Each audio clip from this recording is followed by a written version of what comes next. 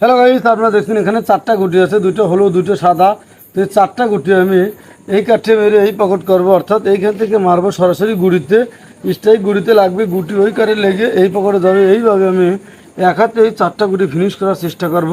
আর এই মারিরও কিন্তু জটিল একটা সূত্র আছে, আর এই সূত্রটা অত্যন্ত মূল্যবান একটা সূত্র। এই সূত্র যদি আপনি শিখতে পারেন তাহলে আপনি নিজেই কিং হয়ে যাবেন।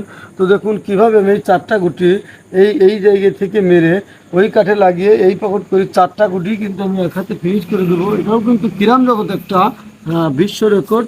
আপনারা ভিডিও সেটা শেষ পর্যন্ত দেখতে থাকুন, তাহলে এই মারের যে টেকনিক কৌশল অবশ্যই আমি আপনাদেরকে শিখিয়ে দেবো। তো দেখুন কীভাবে আমি এই চারটা গুটি এক হাতে ওই কাঠে মেরে এই পকেট।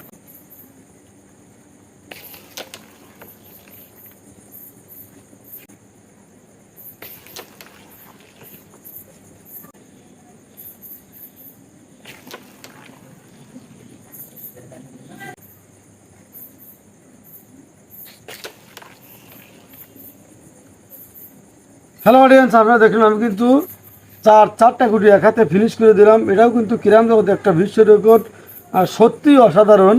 আসলে এখন পর্যন্ত যারা আমার ভিডিও দেখছেন, এই মায়ের যে টেকনিক যে কৌশল সেটা আমি আপনাদেরকে প্র্যাকটিক্যালি দেখিয়ে দিচ্ছি এবং বুঝিয়ে দিচ্ছি।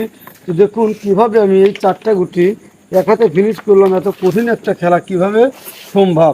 দেখুন গুটি এরকম গুটি ছিল, এই গুটিগুলো আপনি কীভাবে এই পকেট করবেন।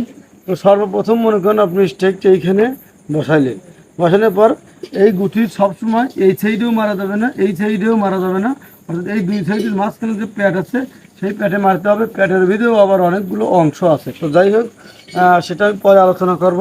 আপনি ঠিক এই জায়গায় বসে সেই প্যাডে আপনি মারলেন, এই দেখেন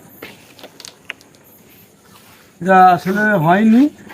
তো দেখুন আমি আবার মারছি, এই যে এই মারতে হবে আপনাকে এই প্যাটে।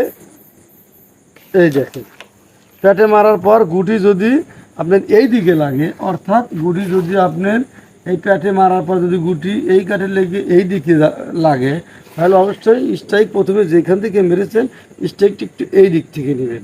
অর্থাৎ যদি এখান থেকে মারেন তাহলে পরবর্তীতে একটু এই দিকে মারবেন। আর যদি এই গুটি এই কাঠে লেগে এই পকেট যায়, এই দিকে যায়, পকেট থেকে এই দিকে যায়, তাহলে প্রথমে যদি এখান থেকে মারেন পরবর্তীতে আপনি একটু এই দিক থেকে মারবেন। আর এটাই হচ্ছে ক্যারাম বোর্ডের এই মারের যে টেকনিক যে কৌশল যে সূত্র, এইটাই হচ্ছে মেইন সূত্র।